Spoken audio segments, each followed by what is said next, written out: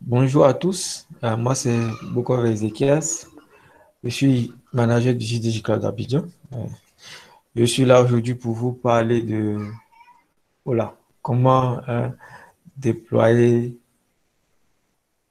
euh, un site web sur Google et Google Kubernetes Engine. Donc, sans plus tarder, nous allons passer, non, ici c'est pour hier, nous allons passer à la partie de QuickLab, puisque c'est un atelier pratique. On va aller directement sur QuickLabs. Ceux qui ont déjà leur compte QuickLabs, vous allez vous connecter sur QuickLabs. Je vous envoie le lien dans le chat. Donc, vous allez vous connecter sur QuickLabs. Pour qu'on démarre. Ok, voilà, j'ai envoyé le lien. Donc, quand vous allez cliquer dessus, s'il y a des gens qui n'ont pas pu avoir un mois gratuit, ils n'ont qu'à se signaler, puis on va leur donner des crédits pour pouvoir faire le laboratoire.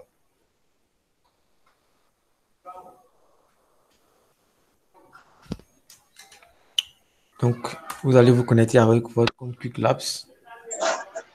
Et les gars, bonjour. Bonjour. Bon, moi, j'ai pas eu les 1 mois gratuits, hein. Mais sur mon compte là, il y a 7 crédits en fait. Ok, il n'y a pas de problème.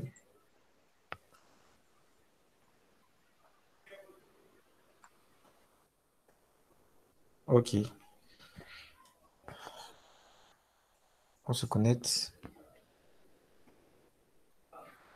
Ok, est-ce que tout le monde est au même niveau que moi? Avant de passer à Kubernetes, on va voir un peu Docker parce que Docker, c'est ça qui fait tourner, pas c'est ça qui fait tourner, mais c'est ça qui tourne sur Kubernetes. Donc, Kubernetes, c'est un orchestrateur de conteneurs qui fait tourner des conteneurs. Maintenant, ce qu'on utilise pour créer le conteneur, c'est Docker. Donc, on ne peut pas aller sur Kubernetes sans passer par Docker. Donc, nous allons voir un peu ce que c'est que Docker avant de passer à Kubernetes. Parce que c'est le conteneur Docker qui tourne sur Kubernetes. Donc, sans cette notion-là, on ne pourra pas mieux comprendre Kubernetes. Maintenant, qui a déjà entendu parler de Docker, qui a déjà utilisé Kubernetes ou qui a fait des recherches sur les deux? Qui peut nous dire un peu ce que c'est que Kubernetes Docker?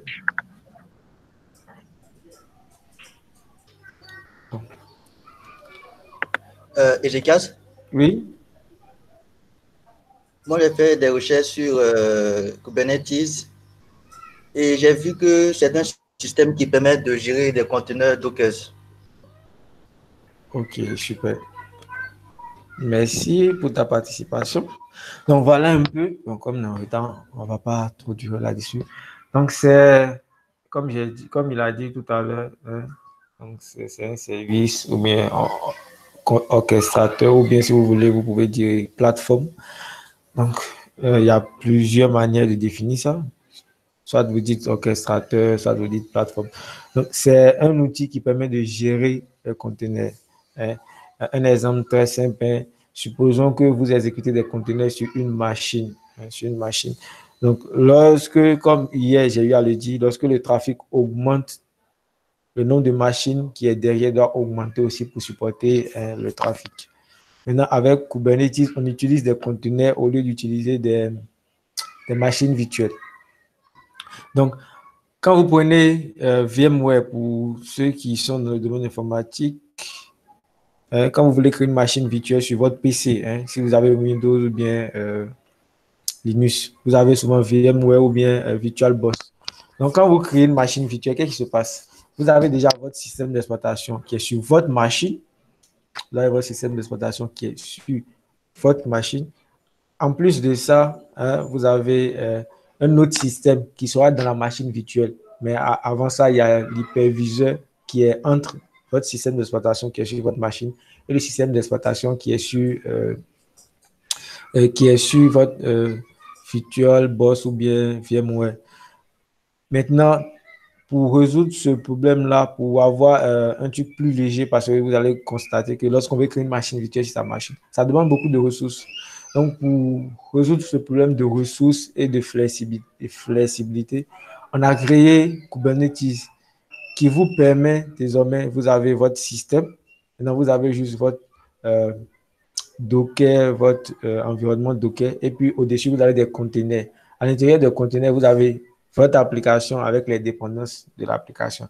Donc, au lieu désormais d'avoir votre système, l'hyperviseur, un autre système d'exploitation, maintenant, après ça, maintenant, avoir votre application et les dépendances, vous avez votre système, vous avez Docker, hein, et puis après, vous avez les conteneurs qui sont en haut qui fonctionnent sur votre système. Et les conteneurs, ils contiennent votre application, les dépendances de votre application. Donc, cela a allégé hein, le déploiement des applications, surtout pour répondre au trafic énorme. Donc, voilà un peu ce que c'est que Kubernetes, comment ça fonctionne avec Docker. Maintenant, supposons qu'on n'a pas une seule machine, on a plusieurs machines. Hein, et c'est sur ces machines que tournent nos conteneurs Docker. Maintenant, pour faire en sorte que ces conteneurs-là puissent fonctionner de façon vraiment optimisée, parce que les conteneurs, ils doivent communiquer entre eux. Donc, c'est pour ça qu'on utilise Kubernetes. Donc, Kubernetes, c'est quoi? Lui, il est là pour permettre aux conteneurs qui se trouvent sur différentes machines de pouvoir communiquer, de pouvoir envoyer, échanger des données. Donc, c'est ça son rôle. D'où le nom orchestrateur. Bon, moi, je préfère plus le nom orchestrateur. Donc, ça permet d'orchestrer les conteneurs Docker. Donc, j'ai eu à parler un peu de Docker. Donc, dans ce laboratoire, nous allons voir comment créer hein, un fichier Docker. On va juste voir comment créer un fichier Docker. Donc, si vous êtes là, on va cliquer sur Start Lab. Non, je ne suis pas encore là. OK, je vous envoie le lien, non? Si, on a le lien. OK. Donc, vous n'avez juste qu'à cliquer sur le premier laboratoire.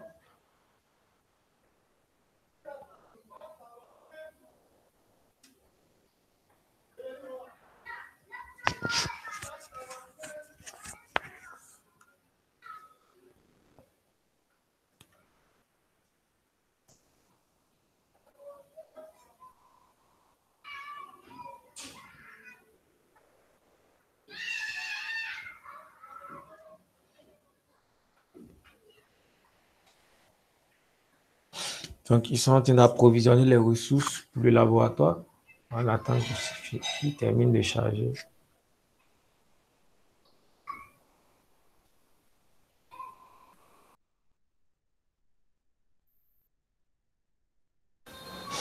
OK, on attend. Qui sont ceux qui ne sont pas sur cette interface-là? Comme je l'ai dit tout à l'heure, s'il y a des gens qui n'ont pas de crédit, on peut leur donner des crédits pour faire les laboratoires. OK. Donc, comme on a eu à le faire hier, on ouvre notre console Google, on copie les identifiants qu'on vient mettre dans notre console Google.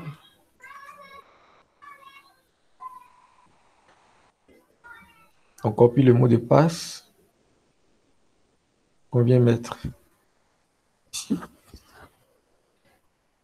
Et on est directement logué.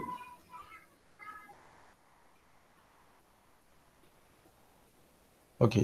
Maintenant, on nous demande d'ouvrir notre Cloud Shell pour exécuter cette commande qui est là, qui est docker run hello world. C'est une commande qui permet de lancer un conteneur Docker.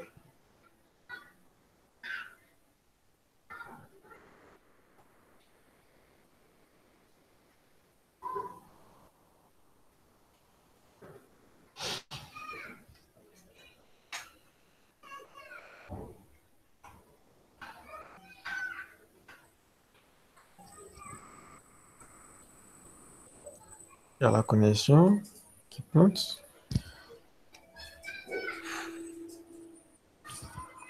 OK. Donc, quand vous venez, il y a un message qui va s'afficher. Vous allez cocher la première partie. Thème et services. Continuer. puis vous allez venir en haut ici pour cliquer sur ce bouton-là pour activer le Cloud Shell. Donc, il y a notre Cloud Shell qui va s'afficher en bas.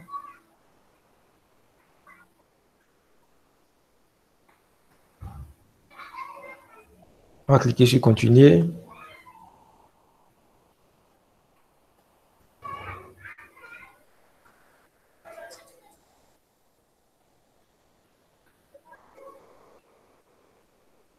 Ok, maintenant on est connecté. On va exécuter la commande, c'est-à-dire docker run hello world. Ça a lancé notre conteneur sur Docker. Maintenant, nous allons voir ici, ils ont dit d'entrer Docker image qui nous permet de voir les images qu'on a sur notre machine.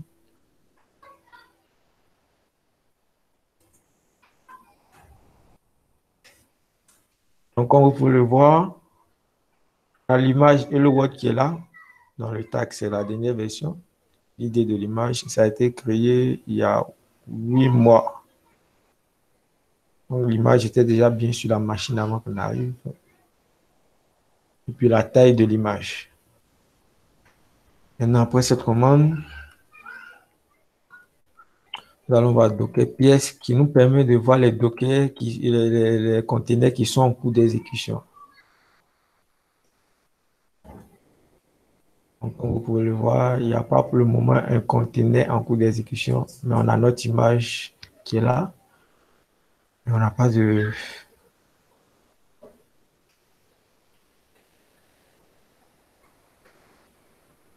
OK. Ici, comme vous le voyez, on n'avait pas de conteneur en cours d'exécution. Parce qu'il n'y avait pas de conteneur en cours d'exécution. Maintenant, nous allons voir des conteneurs qui, en plus des conteneurs qui sont en cours d'exécution, nous allons voir les conteneurs qui ont été exécutés ou bien qui ont fini d'être exécutés avec la commande docker ps-a. Donc, comme vous pouvez le voir ici, notre conteneur hello world a été exécuté il y a about a minute ago.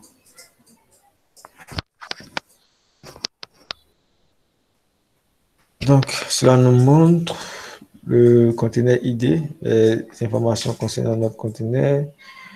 Maintenant, nous allons créer une application Node.js avec Docker que nous allons déployer. Donc, pour commencer, vous allez exécuter la commande qui est ici, qui permet de créer un dossier test et puis d'entrer directement dans le dossier test. Pour ceux qui ont fait Linux, comprennent. Après ça, maintenant, nous allons créer notre fichier Dockerfile. Donc, ici, qu'est-ce qui se passe, vu qu'on doit voir un peu comment fonctionne Docker. Ici, vous avez le fichier Docker. Ici, vous avez l'image de base. L'image de base qui est Node. On utilise l'image Docker Node version 6. Notre espace de travail, c'est-à-dire le dossier dans lequel on va mettre les fichiers de notre application, ça sera le dossier app. Ici, on copie tout ce qui se trouve dans notre répertoire courant dans le dossier app qui sera à l'intérieur de notre conteneur. On va exposer le port 80 et puis au démarrage de l'application, on exécute cette commande-là qui est node app.js. Donc, voilà un peu ce qu'ils ont mis dans le fichier Dockerfile. Donc, je tiens à rappeler que la dernière fois, le premier jour de notre événement, on a eu à parler de Cloud Run. Donc, Cloud Run, comme l'a dit le speaker, ça fonctionne sur Knative. Et Knative, ça fonctionne sur Kubernetes. Donc, Cloud Run, même là, ce qui est en bas de Cloud Run, c'est Kubernetes. Donc, c'est Kubernetes qui est exécuté en bas de Cloud Run. Donc, c'est juste pour éviter aux développeurs de faire tout ce qu'on est en train de faire actuellement. Donc, on a créé Cloud Run pour leur faciliter la tâche, pour ne pas avoir à manipuler tout ce qu'on aura à faire aujourd'hui. Sinon, s'il n'y avait pas Cloud Run, tout ce qu'on a à faire aujourd'hui, on devait le faire pour pouvoir exécuter les conteneurs sur Docker. Mais avec Cloud Run, on n'a pas besoin de faire tout ça. On va directement avec notre application. Et puis, on n'a même pas besoin de Dockerfile avec Buildpack. Comme l'a dit le speaker la dernière fois, on peut créer un conteneur et puis on exécute si on n'a pas envie de manipuler tout ce qui est Docker, tout ce qui est Kubernetes. Donc, comme vous pouvez voir, c'est une continuité. Hein. Donc, on a eu à faire les sessions. Ce n'est pas que on ne fait pas les sessions de façon désordonnée. Donc, si vous avez suivi dès le départ, vous allez mieux comprendre ce qu'on est en train de faire actuellement. Donc, c'est pour ça qu'il faut être là pour les sessions. Donc, ici, vous avez le contenu de notre application, c'est-à-dire app.js. Donc, nous allons créer le fichier app.js. Vous pouvez le voir. Donc, une fois que c'est fini, maintenant, nous allons construire notre image Docker. Nous allons construire notre image Docker. Donc, je vais expliquer. Ça, c'est la commande pour créer l'image Docker. Donc, ici, on demande à Docker de créer notre image. Le nom de l'image, c'est node-app. La version, c'est la version 0.1. On met point. Le point, c'est pour signifier que c'est le répertoire dans lequel on se trouve. C'est dans ce répertoire-là qu'il va aller chercher le fichier Dockerfile. Donc, si ce n'est pas dans ce répertoire-là que vous vous trouvez, si vous ne vous trouvez pas dans le répertoire où il y a le Dockerfile, il va falloir aller dans le répertoire où il y a le Dockerfile pour pouvoir exécuter cette commande avec point à la fin.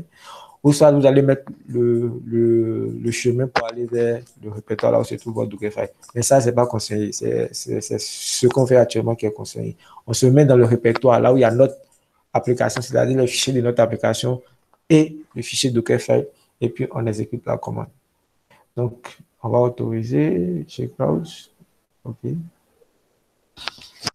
Il va créer notre application. Donc, il va effectuer, si je pouvais revenir en arrière, les étapes qu'il va effectuer, au fait, c'est les étapes qu'on a eu à mentionner. Donc, comme vous pouvez le voir ici, step 1, from Node.js. Donc, il est en train de récupérer, l'image Node.js qui se trouve sur, dans un conteneur registré là-bas. Donc, il récupère l'image de base.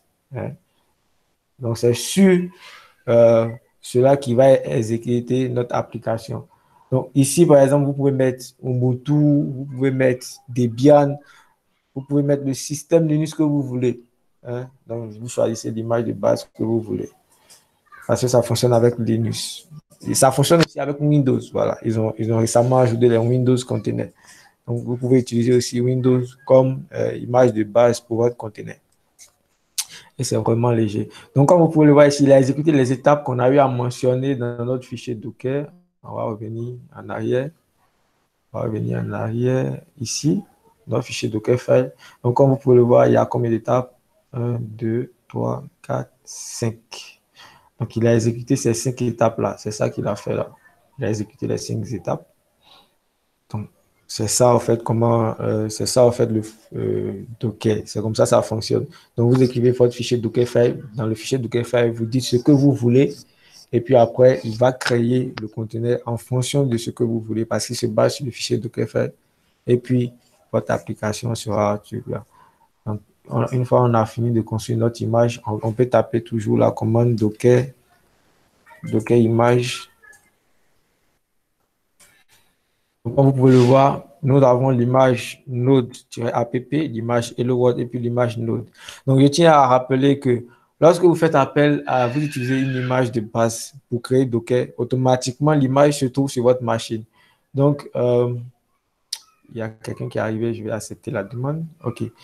Donc, comme vous pouvez le voir, lorsque vous faites appel à une image de base dans votre fichier Docker, l'image aussi sera téléchargée. Par tout à l'heure, vous allez voir, je ne peux pas revenir en arrière au niveau de la console. Sinon, vous avez eu à voir que il est parti d'abord chercher l'image Node version 6, l'image de base Node version 6. Il est parti d'abord chercher l'image là qu'il a ramené. Donc, c'est comme s'il télécharge l'image. Donc, il met l'image sur votre machine. Et puis, sur l'image là, il va créer une nouvelle image qui sera l'image de notre application. Donc, comme vous pouvez le voir, voilà les 3 images qu'on a actuellement sur notre machine. Maintenant, une fois que c'est fait, je crois qu'on va lancer le fichier Docker. On va lancer ça pour voir un peu quoi ressemble notre application. OK, donc on va lancer notre application qu'on a eu à exécuter. Et on va cliquer sur le bouton ici pour voir notre application. Donc, vous voyez, on a lancé l'application. Vous pouvez lancer cette tâche-là en, comment dirais-je, comment je vais le dire. Bon, ça va me venir. Donc, cette tâche qui est là, vous pouvez lancer ça en arrière-plan, voilà. Donc, vous pouvez lancer la tâche là en arrière-plan. C'est-à-dire, vous lancez ça continue d'exécuter en arrière-plan pendant que vous faites autre chose sur votre commande. Ou bien, vous pouvez laisser ça comme ça. Maintenant, on va voir ici, on ouvre avec le port. On va mettre le port. On va mettre le port de notre application. On va mettre 4000. Si c'est correct. OK, vous voyez ici, vous voyez, vous mettez le port 4000. Vous voyez ici, c'est sorti l'application, ça met Hello World. Donc, on a notre application. Donc, ici, vous l'allez lancer pour voir, hein, vu qu'on a lancé notre conteneur, donc si on veut voir l'application qu'on a déployée, vous allez cliquer ici sur Preview on port et puis vous allez mettre le port K1000 pour voir. Donc, ici, je tiens à rappeler dans cette commande, hein, ici, le "-p", c'est pour préciser le port. Run, c'est pour dire on lance notre image. Parce qu'au départ, c'est les images qu'on a. Mais quand on exécute, ça devient des conteneurs. Hein. Donc, c'est comme les conteneurs. Bon, le nom conteneur, c'est un peu comme si on fait référence aux conteneurs, aux vrais conteneurs qu'on a dans les ports là. C'est comme si c'est des boîtes, c'est comme si c'est des cartons.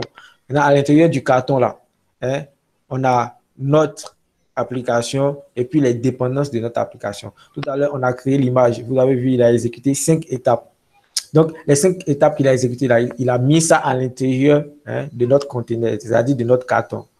Il y a des gens qui sont là. Il faut que j'aille accepter. OK. Donc, il a exécuté ces étapes-là à l'intérieur de notre carton. Il a récupéré l'image, il a créé les fichiers, puis il a copié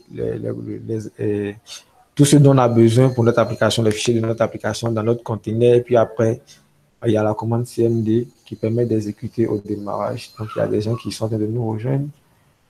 OK. Donc, comme vous pouvez le voir, notre application, il est là. Donc, on a Hello World qui est exécuté. Maintenant, nous allons poursuivre notre atelier. Vous pouvez aussi voir à quoi ressemble l'application directement ici. Directement ici, c'est-à-dire vous ouvrez, vous allez lancer, voilà. Vous lancez une autre fenêtre pour votre terminal. Pour pouvoir voir de l'autre côté, vu qu'il y a une tâche qui est exécutée ici. Donc, si on ferme, hein, le conteneur va arrêter de s'exécuter et puis on ne pourra pas voir. Donc, ici, on va essayer d'accéder à notre application. Et comme vous voyez, ça a mis Hello World. Donc, ça passe correctement. Il y a des gens qui sont en train de nous rejoindre. Je vais accepter la demande. OK. Donc, je reviens ici. Donc, on est en train de voir comment créer des images Docker. Donc ici, on va utiliser une commande pour stopper et pour effacer notre application Docker. Les gars, pardon. Oui. Excuse-moi. Quand tu dis image, j'arrive pas à me faire une idée en fait. Image. OK. Image Docker. C'est comme un fichier ISO.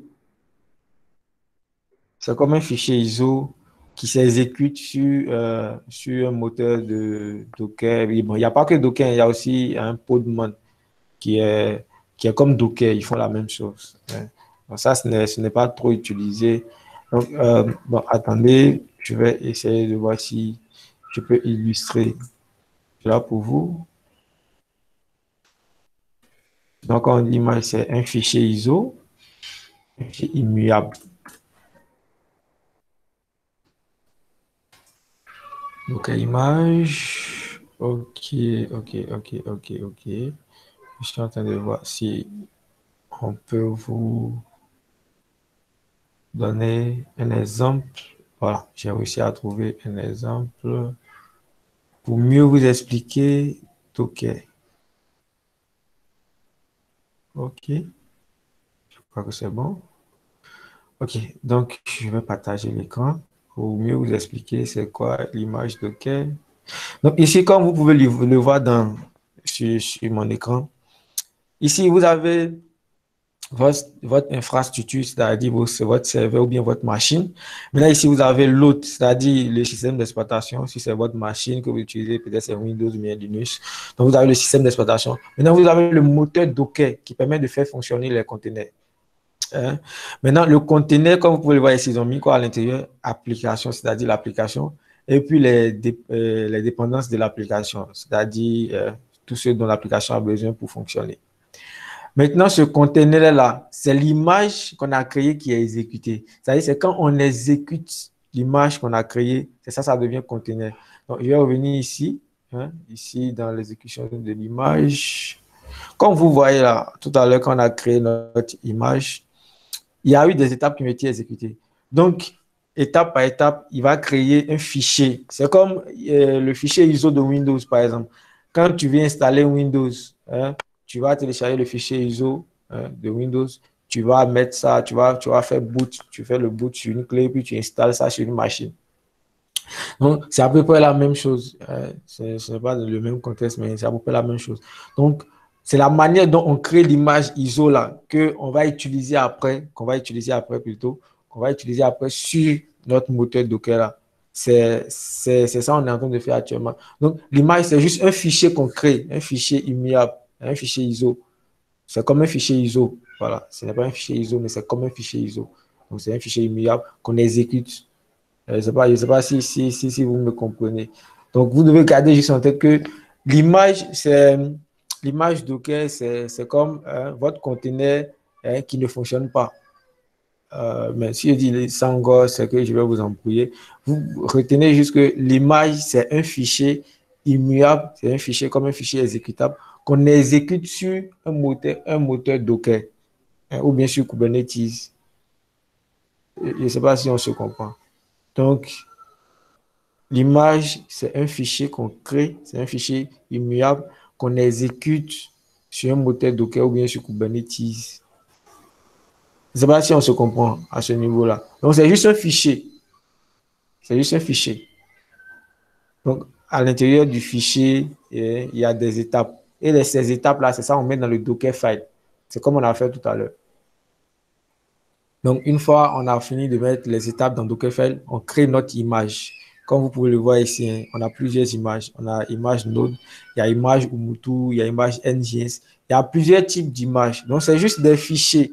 Donc, si vous voulez, vous faites appel à ces fichiers-là que vous exécutez pour lancer votre application. C'est juste un fichier. C'est comme un CD. Tu mets ça dans un appareil et puis ça commence par te jouer de la musique ou bien tu regardes ton film.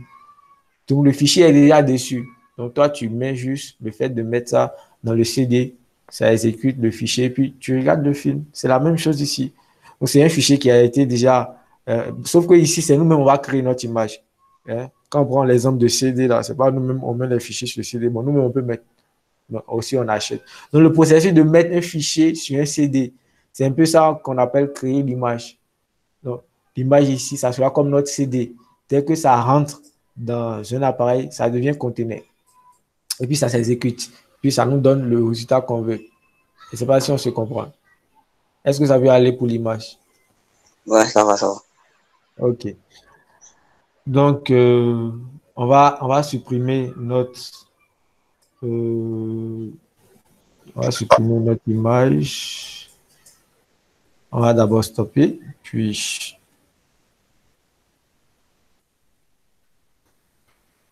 OK.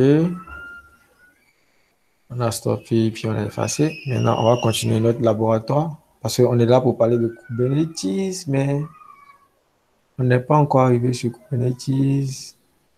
OK. Maintenant, on va exécuter la commande pour avoir, comme j'ai dit, Docker en arrière-plan.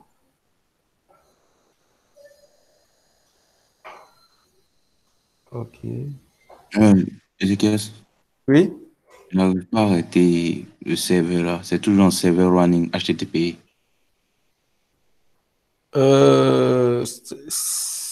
Attends. OK. OK, il faut cliquer CTRL-C. Il faut cliquer sur CTRL-C. Donc ici, on a ajouté, vous voyez, on a ajouté le paramètre "-d" pour pouvoir exécuter notre Docker, hein, en arrière-plan. Maintenant, on va voir le Docker comme tout à l'heure. On va voir. Vous voyez, c'est l'image Docker node-app qui est actuellement exécutée sur notre machine. Donc là, maintenant, de l'autre côté, quand on avait exécuté premièrement, on était obligé d'aller sur un autre terminal pour pouvoir continuer notre travail parce que ça bloque. Donc, ça prend le terminal. Donc, le serveur fonctionne. Donc, ici, on a exécuté ça, mais en arrière-plan. Donc là, ça ne nous dérange pas. Ça fonctionne, mais en arrière-plan, on ne voit pas. Et puis, on peut continuer par exécuter les tâches sur notre machine. Donc, on va continuer notre laboratoire. On va voir quelques commandes. Docker log. Comme ce n'est pas l'atelier qu'on devait faire, mais vu qu'on devait passer par là pour forcément comprendre plutôt comment fonctionne Kubernetes, on n'avait pas le choix. Et donc ici, on voit que notre serveur s'exécute en arrière-plan. Avec la commande log, on peut voir les tâches qui sont réalisées en fait, en fond de tâches et en arrière-plan. Docker log pour voir les tâches qui sont réalisées en arrière-plan. Maintenant, nous allons effectuer quelques modifications à l'intérieur de notre application et puis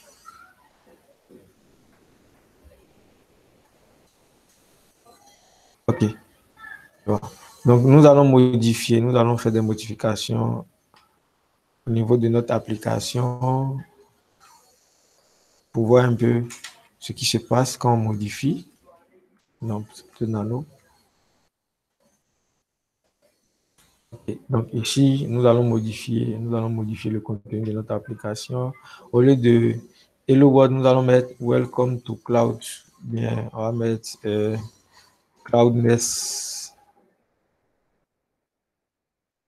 On va mettre Cloud. On va mettre ce qu'ils ont dit. Voilà, on va suivre ce qu'ils ont dit dans le laboratoire. Sinon, on peut écrire ce qu'on veut. OK, je sauvegarde. Je sors. Okay. Maintenant, on va reconstruire. À chaque fois que vous modifiez votre application, vous devez reconstruire l'image Docker. Et puis, vous devez redéployer l'image Docker.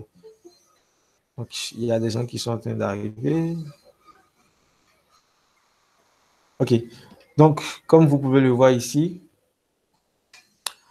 on va reconstruire notre image Docker, comme on arrive à le faire, parce qu'on a modifié des trucs dans notre application.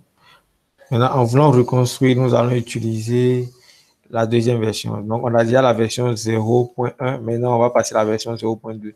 Donc, quand vous modifiez le contenu de votre application, ce que vous avez à changer au niveau de la commande pour reconstruire l'image, c'est de changer la version de l'application.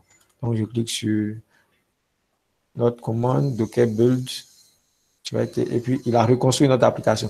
Vous allez voir ici, ça a pris moins de temps qu'avant. Donc, il est important de savoir que lorsqu'on construit son image Docker, il faut les tâches qu'on met dans notre image Docker, il faut s'assurer que les tâches qui ne seront pas répétées plusieurs fois, c'est-à-dire même si on modifie l'application, et qu'on doit reprendre l'image de l'application, il faut s'assurer que les tâches qui ne seront pas reproduites plusieurs fois soient en première position. Parce que cela va vous éviter beaucoup de choses. Si les tâches, voilà, qui ne sont pas exécutées, qui ne sont pas répétées, sont en première position, qu'est-ce qu'il va faire? Docker va les récupérer dans le cache. Donc, il y a comme une mémoire cache au niveau de Docker. Donc, il va les récupérer les steps au niveau de la mémoire cache au lieu de reconstruire chaque step. Donc, si par exemple, à chaque fois, vu que ici, par exemple, on va prendre l'exemple d'ici, ici, on a juste modifié le fichier, hein, de notre application. Hein. Donc, il n'aura pas à reprendre la partie node d'image parce que l'image est déjà là. La partie workd parce que le répertoire de notre application est déjà là. Comme vous voyez, il est parti chercher dans le cache. Maintenant, il va prendre le contenu de notre application. Vu qu'on a modifié, donc il va exécuter l'étape 3 et puis il va exposer à nouveau notre truc là, notre application et puis on va exécuter à nouveau cette commande. Donc, comme vous pouvez le voir, il y a l'étape 2 qui a été récupérée depuis le cache. Donc, c'est important quand vous écrivez les lignes dans votre fichier Docker de mettre les tâches qui ne sont pas répétitives en haut et répétitives plutôt. Hein. Les tâches qui ne sont pas répétitives, vous les mettez en haut. Et puis, ceux qui seront répétés plusieurs fois, vous les mettez en bas. Sinon, dès que Docker commence par exécuter les tâches et qu'il voit, hein, dès qu'il voit, si par exemple on avait mis notre add./app en haut avant le workd, dès qu'il arrive sur l'étape add./app, il va reconstruire. Et ce qui suit là, tout ce qui va suivre là, il va encore reprendre à zéro au lieu d'aller chercher dans le cache. Donc, c'est à cause de ça, c'est important de mettre des tâches qu'on ne répète pas plusieurs fois en haut. Donc, maintenant, nous allons exécuter notre application pour voir si ça passe. Donc, ici, vous voyez, on a deux versions de notre application qui fonctionnent. On a une version sur le port 4000 et une autre version sur le port 8080. Donc, ici, on va exécuter les deux commandes ici. Donc, ici, premièrement, sur le port 4000, nous avons la première version de notre application. Sur le port 8080, on aura la deuxième version de notre application. Vous voyez, ici, il y a Welcome Cloud. Oh, on a mis 2D. OK, donc ici, il y a Hello World et puis il y a Welcome Cloud. Donc, il y a la première version qui est sur le port 4000, la deuxième version qui est sur le port 8080. Donc, voilà un peu comment on utilise Docker. Donc, si on avait une application Node.js, c'est comme ça on allait faire. Et puis, je vous encourage à faire le reste du laboratoire. Comme il s'agit de Kubernetes, c'était juste pour vous montrer un peu c'est quoi Docker, comment ça fonctionne et comment utiliser Docker. Donc, une fois on a vu ça, pour le reste, vous pouvez aller en profondeur sur l'utilisation de Docker. Donc, vous arrêtez le laboratoire ou si vous voulez me suivre, vous arrêtez le laboratoire parce que ce qui importe ici, c'est Kubernetes. Moi, à mon niveau, je vais arrêter le laboratoire. Je vais arrêter le laboratoire parce qu'on doit avoir Kubernetes. Bon, moi, j'ai déjà fait le laboratoire une fois, donc je vais arrêter le laboratoire. On ira voir Kubernetes. Oh, excusez-moi. OK. OK. Donc, oh non. Quoi, ça vient là? OK. On va aller sur mon compte. Je vais sur mon compte. OK, je reviens derrière. Je crois que nous sommes sur la quête Kubernetes.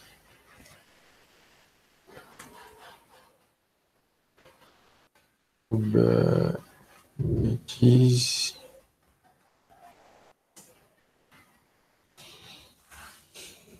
OK, Kubernetes, Google Cloud. Oh là. OK, c'est bon. OK, c'est bon, c'est bon. Donc, comme vous pouvez le voir, introduction. OK, maintenant, nous allons passer à cette partie qui nous intéresse.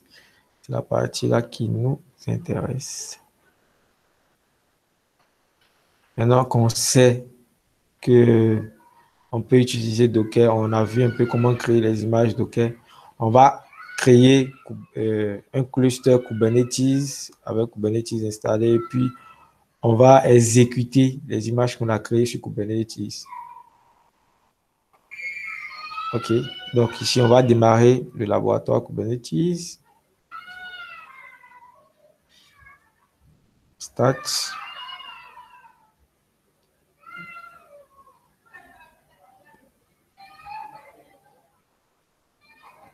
Ok. Ok. Oups. Excusez-moi, j'ai déjà exécuté ce laboratoire plusieurs fois. J'ai dépassé le quota, donc ça va nous prendre un peu de temps. Est-ce que quelqu'un peut partager son écran? On va faire ça ensemble. Parce que le temps qu'ils me répondent, je ne suis pas sûr qu'ils répondent vite. J'espère qu'ils vont vite répondre. Ouais, sur la plateforme, c'est des choses qui arrivent souvent. Vous ne pouvez pas effectuer un laboratoire plus de 3 fois. Si vous faites 1, 2, 3 fois, la prochaine fois vous venez, ils vont dire OK, on vous bloque parce que vous avez fait ça 3 fois. Donc, vous devez envoyer une requête à l'équipe pour dire OK, vous avez été bloqué. Et puis, ils vont vous répondre. Vous envoyez, c'est-à-dire l'erreur que vous avez avec le lien de l'atelier, puis ils vont vous donner une réponse. Est-ce qu'il y a quelqu'un qui peut partager son écran avec nous et puis on va faire ça ensemble sur sa machine? Qui se porte volontaire? Volontaire. Il n'y a pas de volontaire? Ok, s'il n'y a pas de volontaire, je crois que je vais faire ça sur Si, mon si, compte il y a personnel. Saman qui a partagé son écran. Ah, ok. Télécast. Ok, c'est que je ne voyais pas. Donc, on va faire ça sur l'écran de Saman. Donnez-moi quelques minutes. J'envoie l'erreur. Ok.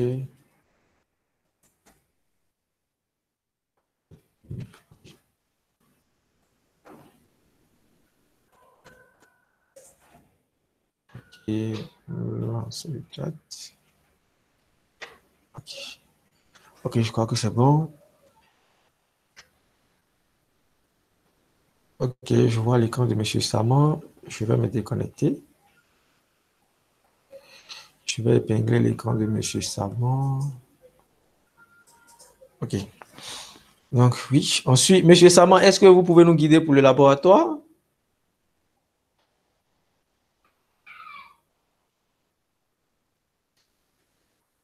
Moi, c'est toi des indications que je suis. Non, il faut suivre les indications qui sont dans le laboratoire. Allez-y. Enlevez le mythe. Ok, voilà, on y va. On descend, c'est pas important cette partie. Ok, voilà. Venez, ok. Nous allons créer, voilà, le Kubernetes Engine, un cluster. Un cluster, voilà. Cluster, on va mettre, ok, on y va. Donc, on va cliquer sur Kubernetes Engine, qui est juste en bas de Compute Engine. Nous allons créer un cluster. Sauf que ici, là, c'est de façon graphique. On veut le faire de façon... Non, ne cliquez pas dessus. On veut le faire de façon avec la ligne de commande. En ligne de commande. On veut le faire avec la ligne de commande. Donc, vous ouvrez votre Cloud Shell pour exécuter la commande qu'on vous a donnée. Mais n'oubliez pas de donner un nom à votre cluster.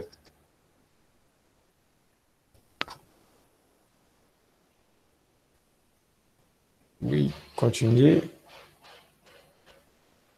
Cliquez devant sur Reconnaître. Venez cliquer OK. Cloud Shell, tampon, valide, connect dans quelques minutes. Fermez et puis revenez. Fermez ça et puis relancez. Non, ici. Fermez juste le Cloud Shell.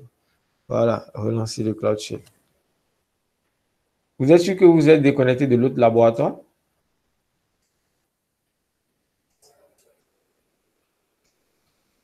Ah, est-ce que vous êtes déconnecté de l'autre laboratoire qu'on faisait? Ah, vous voyez. Il faut éviter. Fermez ça, revenez. Revenez. Regardez le nom du projet. Est-ce que c'est le même projet que le laboratoire dans lequel nous sommes? Venez sur la page de Quick Labs. Vous voyez, vous sont déconnectés. Vous allez vous reconnecter. Cliquez sur Login en bas. Authentification error. Please login. Voilà. Monsieur Saman a quitté la réunion.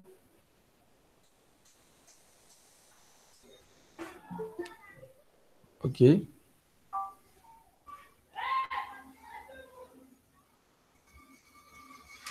OK.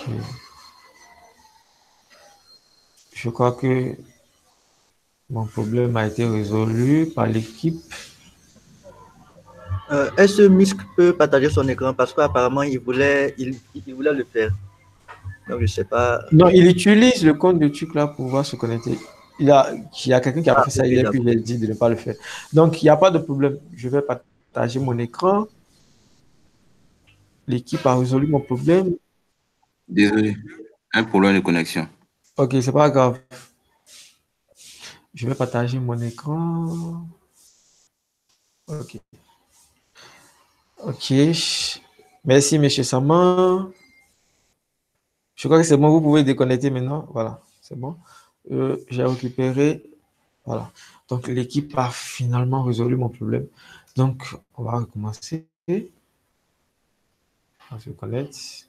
Donc, vous voyez, donc, comme j'ai eu le problème, j'ai signalé que j'ai eu un problème.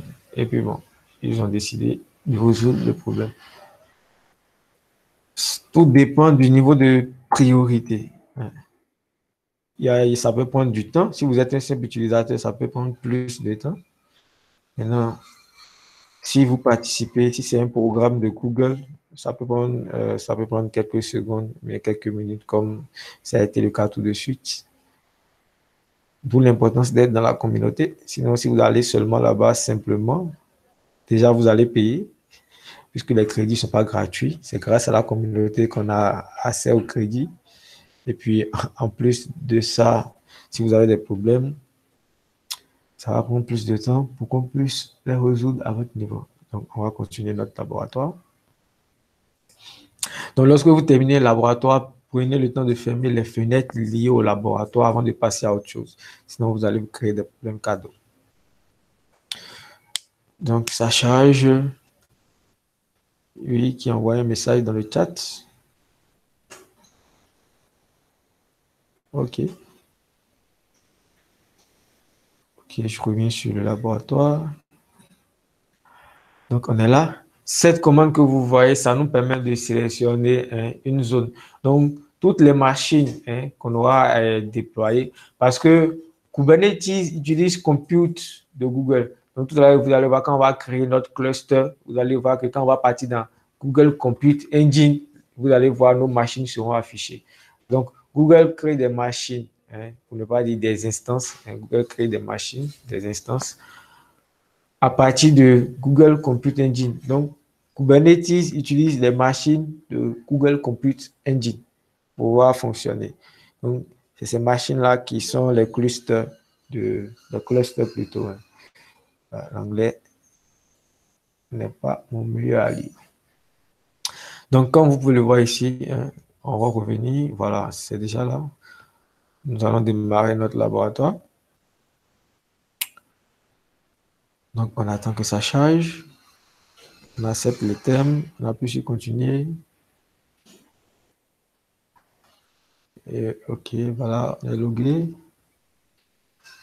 Continuer.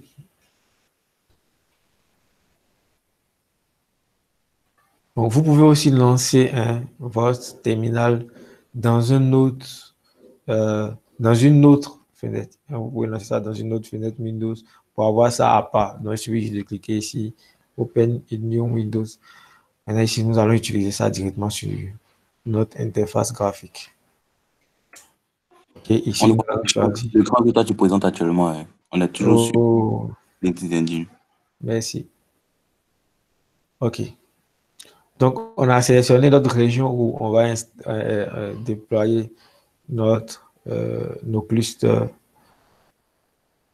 Donc, nous allons créer maintenant. On va donner un nom à notre cluster. On va mettre My Cluster en majuscule, en minuscule. Donc, on va créer notre cluster. On autorise. OK, donc ça a commencé la création de notre cluster. Ça peut prendre un peu de temps. C'est un truc qui demande beaucoup de ressources. Donc, par défaut, quand vous créez un cluster, il vient avec 3 machines virtuelles. Il vient avec 3 machines virtuelles, puisque ça utilise Google Compute Engine. Si on clique sur Google Compute Engine, on va avoir nos machines qui seront créées à partir de Kubernetes. C'est juste pour vous montrer, hein. Sinon on était censé aller dans Kubernetes pour voir. Voilà, vous voyez ici les machines. Hier, on a parlé de Google Compute Engine. Hein, comme vous pouvez le voir, c'est toujours une continuité, hein, de tout ce qu'on a fait depuis le début. On a commencé par Cloud Run qui est basé sur Kubernetes. Après, on a fait Compute Engine.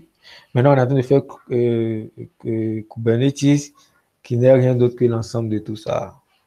Donc, vous voyez, il est en train de créer mes machines virtuelles, hein, qui sont, hein, les nœuds de mon cluster. Donc, on a 3 nœuds, notre cluster. Je vais revenir sur Kubernetes. Donc, quand vous utilisez la console, au lieu de tout le temps venir ici pour chercher, vous pouvez épingler ce que vous utilisez régulièrement en haut. Donc, ça s'affiche en haut ici, en bas de Home. Au lieu de venir encore chercher en bas. Ok, donc notre cluster en cours de création, comme j'ai dit, les clusters, c'est des trucs qui demandent beaucoup de ressources. Donc, comme vous pouvez le voir, nous avons 3 clusters, au total 15 Go de mémoire RAM, 3 vCPU S. On attend que notre cluster soit terminé pour pouvoir nous connecter. Donc, on va se connecter à notre cluster, hein, puis on va exécuter l'image Hello World qu'on a eu à exécuter tout à l'heure sur Docker. Et puis, on va voir, et puis, on va terminer notre session. Après ça, on va effacer notre cluster qu'on aura créé. Donc, on attend la création de notre cluster. Puis après, maintenant, on va nous connecter à notre cluster. On va s'authentifier auprès de notre cluster pour pouvoir utiliser le cluster. Ça, c'est important. C'est une commande, c'est important. Quand vous voulez utiliser le cluster, vous voulez agir sur le cluster, il faut obtenir les informations d'authentification pour le cluster. C'est très important. Après d'avoir créé votre cluster. Voilà, notre cluster est créé, comme vous pouvez le voir ici. Maintenant, nous allons obtenir les informations d'authentification de notre cluster à partir de cette commande. OK, maintenant on s'est authentifié auprès de notre cluster. Maintenant, on peut manipuler notre cluster. Donc, nous allons créer. OK, ici, tout à l'heure, on a créé notre image. Je vais mettre d'abord la commande qui permet de déployer ce cluster. Donc, ici, au niveau du cluster, vous avez Kubernetes Create Deployment. Donc, deployment, c'est un déploiement. Hein, c'est un déploiement. Et à l'intérieur de ce déploiement-là, il y a des pods. Les pods, c'est des ensembles de conteneurs. Donc, tout à l'heure, je vous ai dit que l'objectif du conteneur, c'est pouvoir supporter plus de charges en ce qui concerne les sites web. Pas seulement les sites web, mais aussi les API et autres. Donc, quand vous avez plus de requêtes, le nombre de conteneurs augmente. Hein. Si vous avez moins de requêtes, le nombre de conteneurs diminue. Je ne sais pas si j'ai l'illustration pour pouvoir vous montrer réellement, hein, ce que c'est que le pod, les nœuds, et puis les nœuds, les pods, les nœuds, et puis les conteneurs.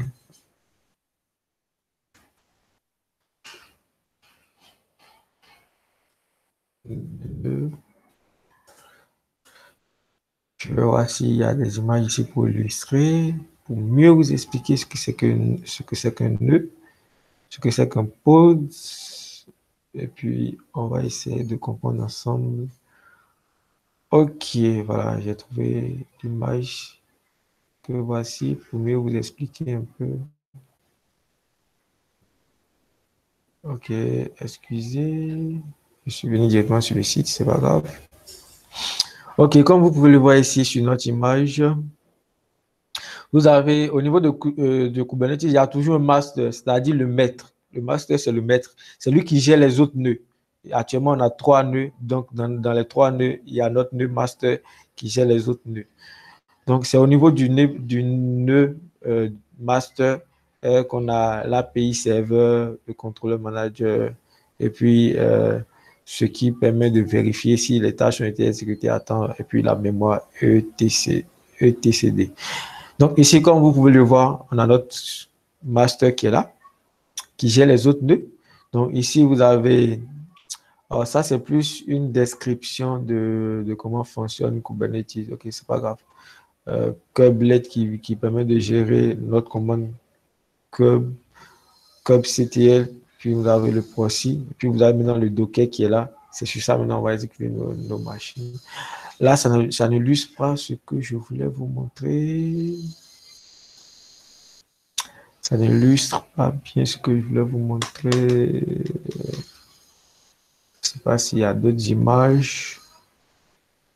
D'autres images. Ok, on va essayer de faire avec. Ok. Ok, je vais partager cette partie de l'écran. Ok, ici, je ne sais pas si vous voyez ici, il y a un pod. Un pod, c'est comme un ensemble de nœuds. Ici, vous avez application containerisée. Donc, les trucs en orange, c'est les applications, c'est-à-dire nos conteneurs. Donc, on peut avoir 100 conteneurs dans un pod avec les volumes. Les volumes, c'est les espaces de stockage pour stocker les fichiers. Si l'application a des fichiers qu'on doit stocker et réutiliser après. Voilà. Ici, il y a plus de détails. Ici, comme vous pouvez le voir, il y a notre master Kubernetes. Et puis ici, vous avez nos pods. Voilà. Donc ici, vous avez le nœud. Donc, quand vous prenez un nœud, dans un nœud, vous avez un système hôte, vous avez l'autre, et puis vous avez Docker qui est installé par défaut. Puis vous avez pod qui est là. Donc, vous avez vos pods qui sont là. Et puis, à l'intérieur de vos pods, il y a vos conteneurs. Donc, c'est l'image là qui illustre le mieux. Il y a aussi l'image là qui illustre bien. C'est juste pour vous montrer ce que c'est qu'un pod, ce que c'est qu'un nœud. Parce que c'est bien de faire des laboratoires, mais il faut aussi comprendre. Donc, ici, comme vous pouvez le voir, il y a kubectl, on se connecte, on va déployer, donc on a notre pod 1, pod 2, ça c'est un premier nœud, ça c'est un deuxième nœud, donc il y a les pods, et à l'intérieur des pods, il y a des conteneurs. Donc supposons on prend une application comme l'application de Jumia par exemple, on peut décider de couper ça en plusieurs parties. On aura la partie service après-vente, on aura la partie... comment dirais-je, on a la partie service après-vente, on a la partie paiement en ligne, la partie qui va afficher comment on appelle ça, les produits, la partie qui va gérer la page d'accueil et tout ça. Donc, on peut scinder notre application en plusieurs parties, d'où la notion de microservices. Donc, au lieu d'avoir votre application monolithique, vous avez plusieurs services, vous allez découper votre application en plusieurs microservices et ces microservices vont communiquer entre eux pour pouvoir envoyer des échanges. Il y a des gens qui nous rejoignent. Ok, il y a quelqu'un qui vient de nous rejoindre. Donc, c'est un peu ça. Donc, sur Kubernetes, vous avez des nœuds et à l'intérieur des nœuds, vous avez des pods et à l'intérieur des pods, vous avez des conteneurs. Donc, c'est à l'intérieur qu'il y a des conteneurs maintenant. Donc, Docker, tout à l'heure, on a utilisé, on a créé notre image, on a exécuté dans un conteneur juste sur notre machine. C'était juste sur notre machine. Maintenant, nous allons faire ça dans Kubernetes parce que ça permet de gérer les charges qui sont vraiment élevées. Oh, excusez, vous ne voyez pas mon écran. Voilà. Donc, comme vous pouvez voir, il y a les pods, il y a les conteneurs à l'intérieur. Donc, c'est un peu ça la notion de Kubernetes. Donc, ça permet de gérer des trafics vraiment élevés.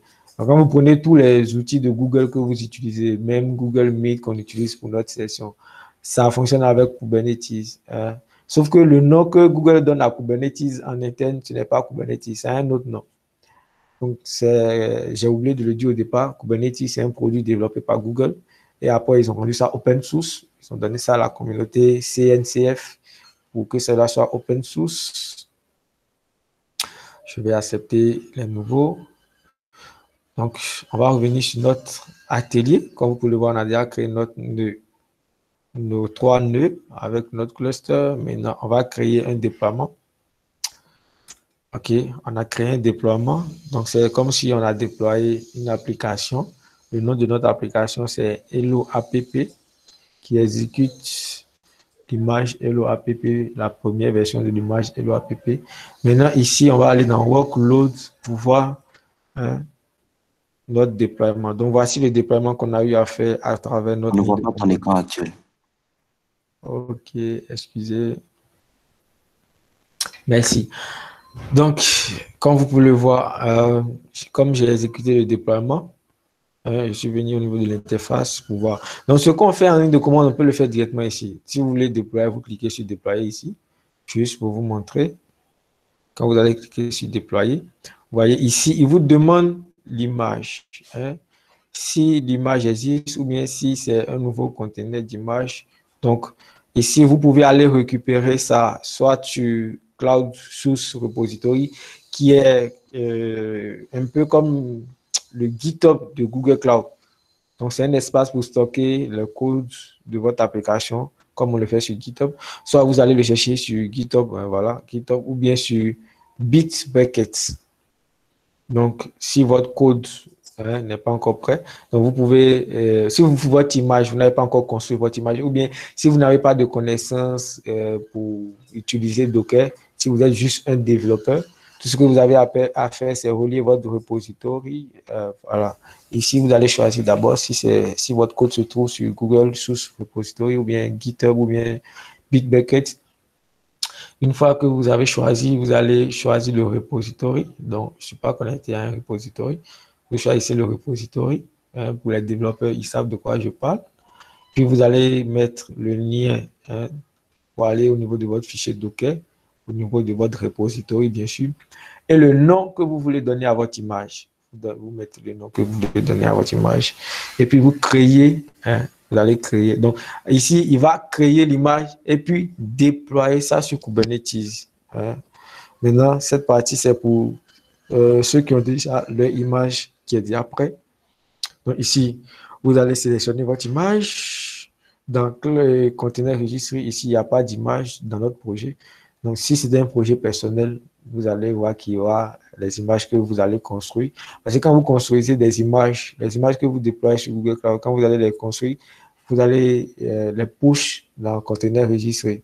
Maintenant, si vous utilisez l'outil Google Cloud Build de Google, automatiquement, ça crée l'image et puis ça fait le push en même temps dans le conteneur registré qui permet de stocker les images. Je crois que ceux qui étaient là le jour où on a parlé de Cloud Run, ils savent de quoi je parle. OK, donc voilà un peu. Donc, vous pouvez utiliser l'image qui existe déjà. C'est-à-dire l'image, tout à l'heure, on a vu comment créer l'image, comment exécuter un conteneur avec Docker. Donc, c'est l'image que vous aurez à créer, vous récupérez l'image, puis que vous allez exécuter. Donc, c'est comme un CD. Il y a déjà le contenu sur le CD, vous mettez ça seulement, vous exécutez dans votre machine et puis ça part. Donc ici, c'est un peu comme si on récupère notre CD puis on exécute pour voir un peu le contenu du CD. Donc c'est tout ce qu'on fait. Donc comme vous le voyez, si l'image existe, on l'utilise. S'il n'existe pas, on peut le créer à partir d'un repository GitHub ou bien Bitbucket. On peut le faire aussi avec GitLab, sauf que là, vous allez mettre la main à la pâte pour écrire un peu de code. Donc, c'était juste pour vous montrer que ce qu'on a fait en ligne de commande, on peut le faire de façon graphique. Donc, on va cliquer sur Hello World, on va avoir notre application. Pour le moment, notre application n'est pas disponible. On doit le rendre disponible à travers les services de Kubernetes. Donc, je crois que ça sera notre étape à suivre. OK, donc maintenant, nous allons exposer notre application, c'est-à-dire notre déploiement à travers le load balancer. Donc, on va exposer notre application pour que cela soit disponible sur Internet. Ici, nous allons créer un service. Je vais cliquer d'abord sur service. Comme vous pouvez le voir, il n'y a pas de service pour le moment. Donc, dès que nous allons créer, vous allez voir. Donc ici, la commande Kubernetes expose, ça vous dit on expose notre Kubernetes, hein, le déploiement, hein, Hello Server. On a donné un autre déploiement. Donc ici, on expose juste notre application qu'on a eu à exécuter tout à l'heure, Hello App. On va exposer ça aux utilisateurs. Donc, on utilise le load balancer qui est un équilibreur de charges qui permet d'équilibrer les charges au niveau des requêtes. Et puis, on expose avec le port 8080. Donc, les utilisateurs vont accéder à notre application avec le port 8080. Je vais exécuter, vous allez voir. OK, je vais rafraîchir. Vous allez voir, voilà, on a notre service qui a été créé. Donc, on a Hello Server qui est ici. Donc, vous pouvez récupérer le lien à travers la ligne de commande. On va le voir tout à l'heure. Ou bien vous pouvez aller directement ici. Hein, vous voyez. Bon, pour ceux qui n'aiment pas la ligne de commande, vous pouvez tout faire graphiquement. Hein. Les gens qui n'ont pas envie d'utiliser la ligne de commande, vous pouvez tout faire graphiquement. Donc, comme vous pouvez le voir, on a créé notre service pour accéder à notre application. Donc, on revient ici. On va poursuivre notre laboratoire. On a presque à la fin. Comme je vous l'ai dit, vous pouvez récupérer le lien qui permet d'accéder à votre application hein, de façon manuelle ou avec la ligne de commande. OK, get service. OK. Comme vous pouvez le voir, voici l'adresse externe hein, qui va nous permettre d'accéder à notre application qu'on a eu à créer. Donc, on copie le code externe. Copie le code externe. Ça ne sera pas la même chose chez tout le monde. Regarde, pardon. Oui. Il n'y a pas bien vu comment tu as créé le service. Là. Créer le service. C'est la commande kubectl expose deployment hello-server type. Je choisis le load balancer pour pouvoir créer pouvoir exposer voilà, mon application pour créer le service avec Ingress. Ça, c'est des notions de Kubernetes qu'il faut maîtriser. En tout cas, si vous voulez être bon dans le domaine de Kubernetes, il faudra maîtriser les notions de déploiement, les notions de pod, cluster, node, exposer un service, Ingress, les clés, les volumes. Donc, il y a beaucoup de choses quand même à apprendre au niveau de Kubernetes. Salut Ezekias, j'ai une question. Lorsque tu termines un atelier, il y a un bouton rouge que tu dois cliquer, terminer l'atelier. Ça peut sauvegarder ton atelier. Ça ne sauvegarde pas l'atelier. Le bouton, c'est pour arrêter l'atelier plutôt. C'est que tu as fini. Tu vois, ici, c'est quand tu cliques sur End là. Voilà, quand tu finis complètement, tu cliques sur End. Maintenant, quand tu finis que tu n'as pas terminé les tâches qu'on a mentionnées ici, tu n'auras pas les points. Donc, ils ne vont pas signaler que tu as réussi le laboratoire. Donc, ici, je n'ai pas eu le temps de le faire. Donc, je le fais maintenant pour compléter. Créer un service. Voilà. Donc, au fur et à mesure que tu évolues, tu vois le point qui est là. Si tu n'as pas atteint 100% et que tu termines, tu vas voir, il y a un truc vert qui va apparaître tout à l'heure quand on va aller sur l'interface pour dire qu'on a eu à réaliser l'atelier là. Si on ne réalise pas l'atelier là, eh ben, ça ne va pas passer au vert. On ne sauvegarde pas l'atelier. Dès que tu finis, tu cliques sur EndLab, tout ce que tu as utilisé comme ressources, tout ce que tu as créé sur Google Cloud, tout automatiquement se supprime. Il supprime les ressources que tu as eu à créer sur Google Cloud de façon automatique. Dès que tu termines le laboratoire, il n'y a pas de sauvegarde. Bon, on ne doit pas trop se presser si vous terminez dans le temps où le temps compte lorsqu'on termine une session, un peu comme ça. Bon, si vous êtes nouveau, prenez le temps de bien comprendre. Avant, voilà, ça c'est un conseil qu'on donne aux nouveaux. Avant même de cliquer sur Start Lab, de lancer le laboratoire, quand vous arrivez, vous allez lire étape par étape tout ce qu'ils ont mentionné pour mieux comprendre ce que vous voulez faire. Une fois que vous avez compris ce que vous voulez faire, vous cliquez maintenant sur Démarrer le laboratoire. Puis vous commencez le laboratoire. Donc, il ne faut pas venir directement cliquer sur Start Lab. Là, c'est parce qu'on est dans un cas pratique. Ouais. Donc, il faut lire d'abord avant de démarrer le laboratoire. Cela va vous permettre de savoir déjà à quoi vous attendre durant votre laboratoire. Donc, voilà un peu. Merci. OK. Donc, nous allons entrer notre adresse IP qui nous a donné ici. La commande, comme c'était Get Service, permet de créer les services. Cluster IP, ça, c'est les ports qui ne sont pas exposés.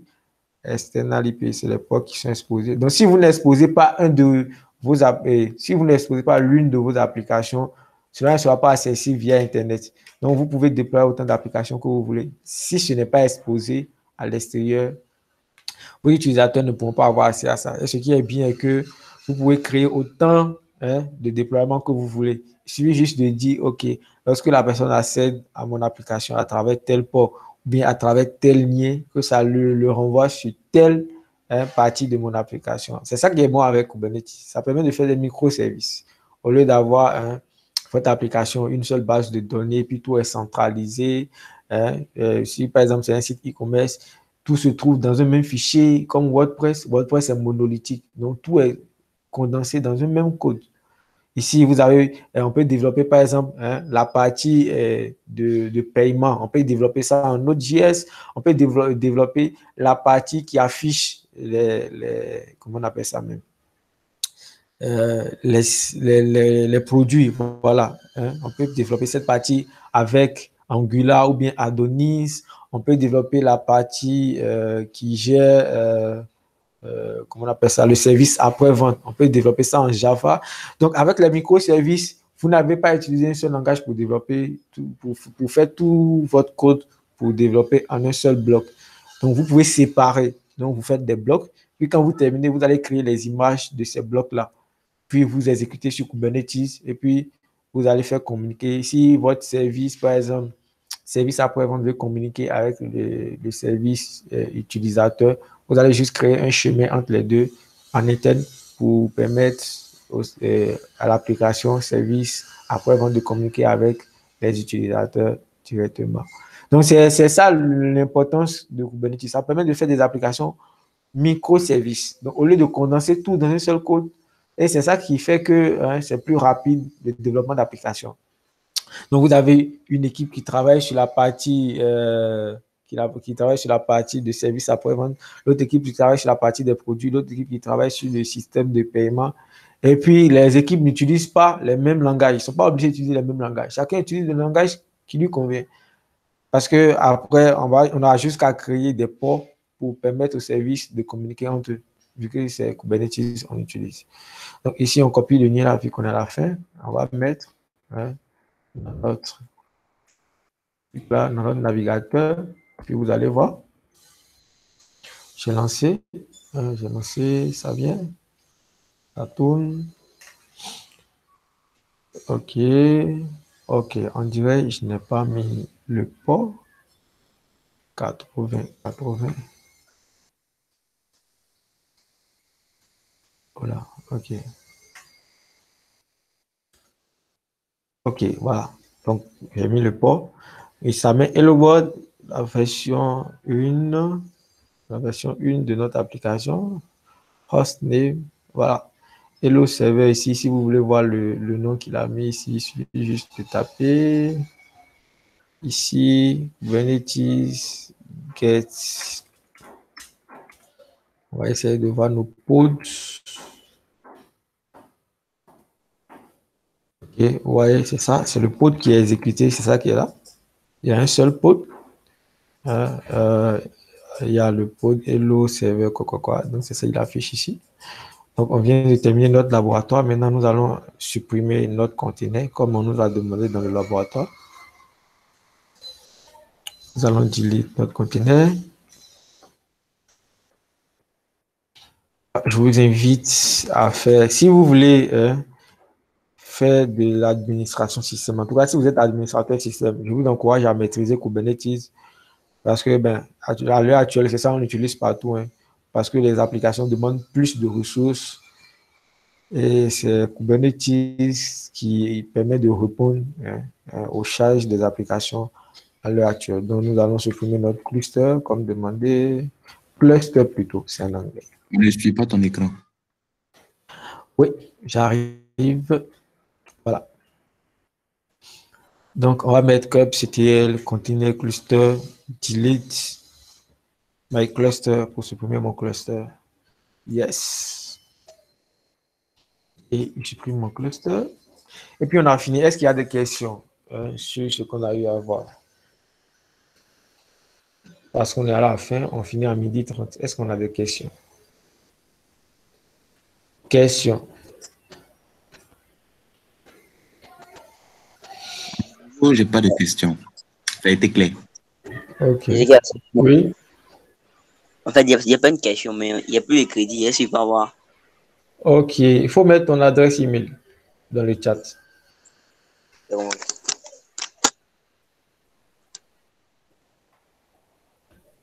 Il n'y a pas de questions. Donc, vous avez tout compris. Ok. Bon, moi, je vais donner 100 crédits à celui qui va donner la réponse à ma question. Oups. Oh, le laboratoire, il a terminé sa copie. Ça tourne depuis là. Sans crédit. Voilà. Ouais. Les 100 crédits, c'est valable pour toujours? On a un mois gratuit. Ouais. C'est quand Et les puis, quand les 1 mois vont finir là, tu penses que tu vas faire comment? Ah, bon, oui. Non, non, je vais poser une question. Celui qui répond, il a Pose le ta crédit. question. Est-ce que tout le monde est prêt? Premier arrivé, premier servi. Est-ce que c'est bon? Ça peut aller? Ok, je vais juste poser une question sur le laboratoire qu'on a eu à faire. Quelle question je vais poser? Quelle est la commande qui permet de créer une image Docker? Le premier qui a écrit ça dans le chat, il va avoir $100 de crédit sur Quick Labs. J'attends la réponse. J'attends la réponse. Et les cas, je ne suivais pas même. La question, J'ai c'est quoi? dit, quelle commande permet de créer une image Docker? Ah bon, hein. J'attends ça dans le chat. Le premier qui a donné, c'est juste. Bon, pour le nom de l'image, vous pouvez mettre nom d'image. Vous mettez nom image seulement. À partir de où on doit mettre le nom de l'image qu'on veut créer. Maintenant, j'attends la requête. La requête qui permet de créer l'image Docker pour avoir $100 de crédit. J'attends toujours. J'attends toujours. J'attends toujours. Tu allais poser ta question. Oui, j'ai posé ma question. Quelle est la requête qui permet de créer une image Docker? La requête qui permet de créer une image Docker. Oui. Maintenant, pour le nom de l'image, vous mettez nom image seulement la partie.